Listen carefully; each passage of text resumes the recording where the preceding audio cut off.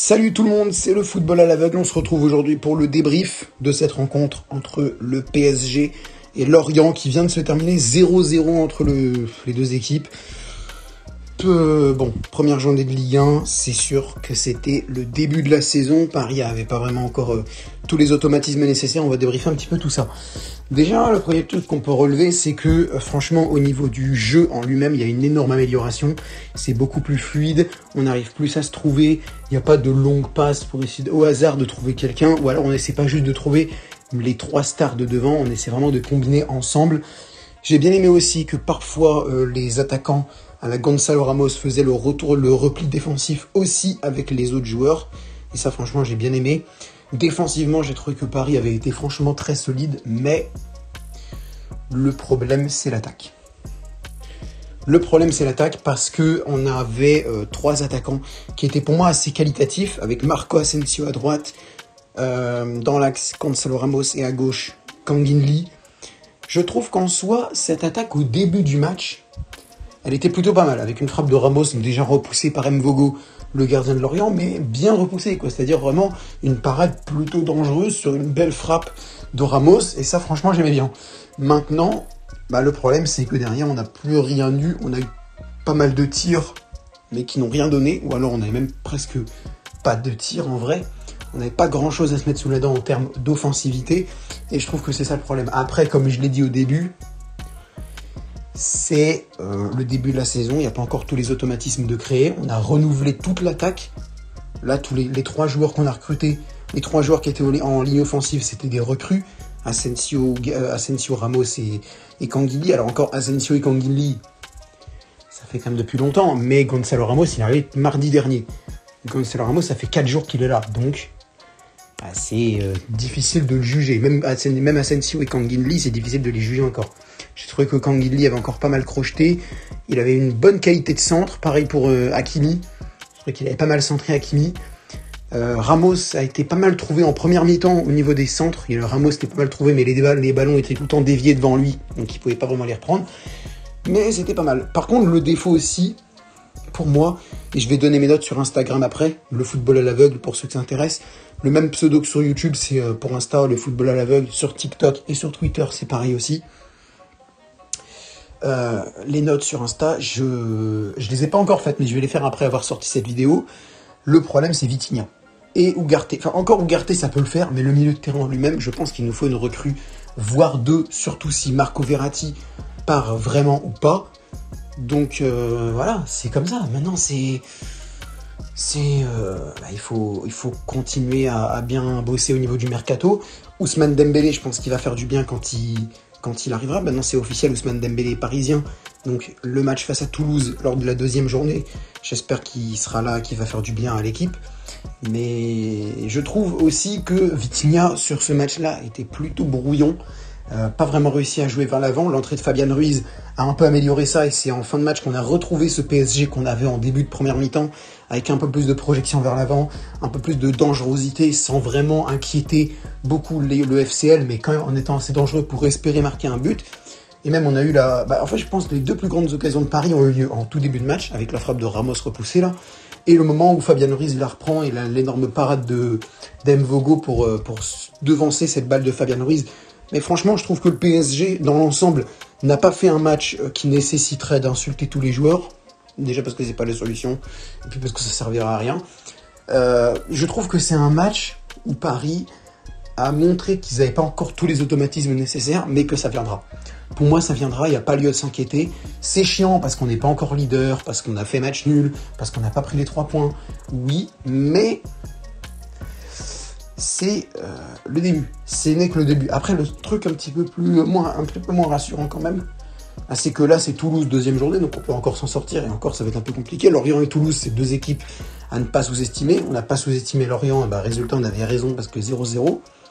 Et Toulouse, pareil, vainqueur de la Coupe de France, qui va disputer l'Europa League et tout, donc il n'y a pas lieu de les sous-estimer. Et sauf qu'après Toulouse et Lorient, c'est Lens, quoi. C'est le RC Lens, donc attention à cette équipe lensoise, attention aux automatismes qu'on doit créer. J'ose espérer que le 26 août, on aura récupéré Randal Kolo Muani, Bradley Barcola ou un milieu de terrain à la Gabriel Vega. Ou alors peut-être se lancer enfin sur la piste Khéphren Thuram. Parce que pardon, mais le problème c'est qu'en fait, non seulement on n'a pas de milieu de terrain qui arrive, mais en fait on n'a même pas de piste. On n'a pas de rumeur en mode ouais, Paris aurait conclu un accord avec machin, Paris s'intéresserait de près à lui il veut bien venir. On n'a pas de ça, on n'a pas de trucs comme ça. On a des trucs Colomiani intéresserait Paris, des négociations auraient eu lieu, un accord aurait trouvé entre le joueur et le club de Paris, il resterait plus qu'à négocier avec le club du joueur. Non, on n'a pas ça, on n'a rien sur des milieux de terrain. Sur des milieux de terrain, on n'a rien.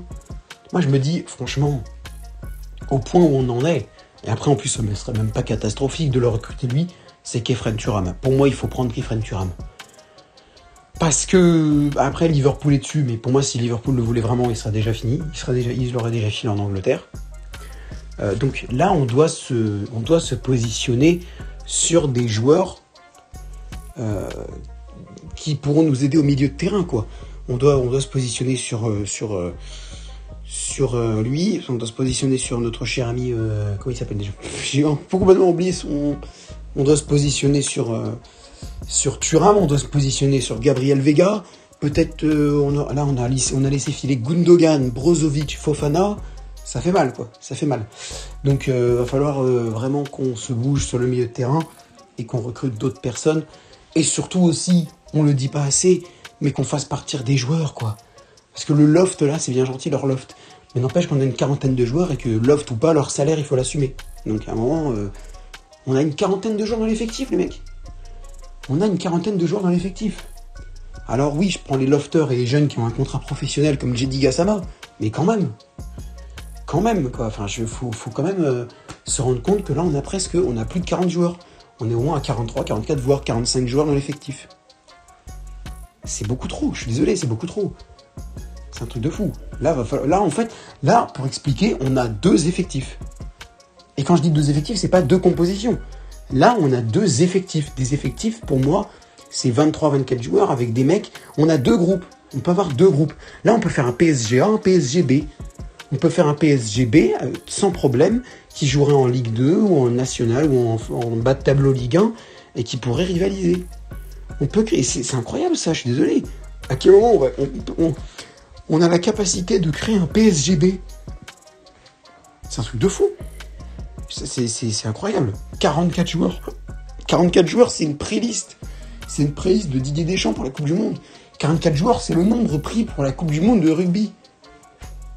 Il y a un moment, faut aussi vendre, quoi. Bon, là, Paredes et Diallo, ça a l'air d'être fait. Paredes, faut juste qu'il décide est-ce qu'il part à la Galatasaray ou à l'AS Roma. Renato Sanchez devrait y aller aussi à l'AS Roma. Abdou Diallo devrait partir, c'est très bien. Mais c'est pas fait encore. Là, les seuls départs qu'on a enregistrés, c'est Icardi et El Shaddai, les mecs. Mauro Icardi à Galatasaray et El Shaddai à Leipzig. C'est les 2 seuls départs qu'on a enregistrés. On a aussi Xavi Simons qui est parti en prêt à Leipzig. On a aussi Lucas Lavallée qui a été prêté à Dunkerque. Et on a aussi... comment il s'appelle ? Et on a aussi Ayman Kari qui a été prêté à Lorient. Mais à part ça, c'est tout. C'est tout. Je suis désolé, c'est tout. Là, il faut qu'on vende des joueurs absolument vite, quoi. Vite, quoi. Je suis désolé, faut qu'on y aille, là.